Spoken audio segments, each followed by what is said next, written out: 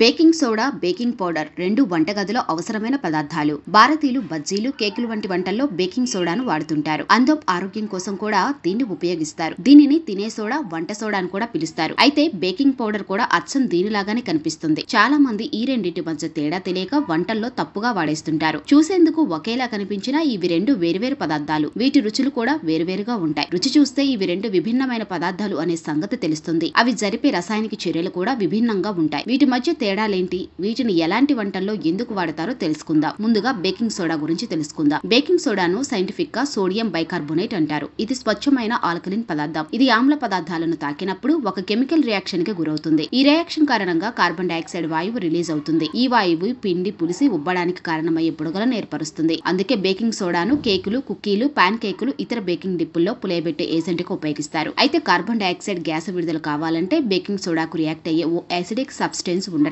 తప్పనిసరి. ఉదాహరణకు పిండిలోని సహజ ఆమ్లాలైన పెరుగు, నిమ్మరసం వంటి ఆమ్లాలతో బేకింగ్ సోడా రియాక్ట్ అయి కార్బన్ డైఆక్సైడ్ ను రిలీజ్ చేస్తుంది. బేకింగ్ సోడాను వంటల్లో మాత్రమే కాకుండా క్లీనింగ్ ఏజెంట్ గా కూడా ఉపయోగిస్తారు. దీని ఆల్కలిన్ లక్షణాలు వాసనలు పోగొడతాయి. ఉపరితలాలను సమర్థవంతంగా క్లీన్ చేయడంలో కీలక పాత్ర పోషిస్తాయి. బేకింగ్ పౌడర్ అనేది ఒక యాసిడ్. సాధారణంగా ఇందులో టార్టారిక్ ఆమ్లం ఉంటుంది. ఈ powder sodium bicarbonate, acid, drying agent కలయిక వల్ల వచ్చే మిశ్రమం. ఈ కలయిక వల్ల బేకింగ్ పౌడర్ లో పులియబెట్టే ప్రక్రియకు అవసరమైన అన్ని పదార్థాలు ఉంటాయి. ఇందులో ఆల్రెడీ ఒక ఆమ్లం ఉంటుంది కాబట్టి అది పనిచేయడానికి ప్రత్యేకంగా ఆమ్ల పదార్థాలు అవసరం లేదు. ద్రవంతో కలిసినప్పుడు కార్బన్ డైఆక్సైడ్ వాయువును విడుదల చేయడం ప్రారంభిస్తుంది. వేడి చేసినప్పుడు మరింత ప్రతిస్పందిస్తుంది.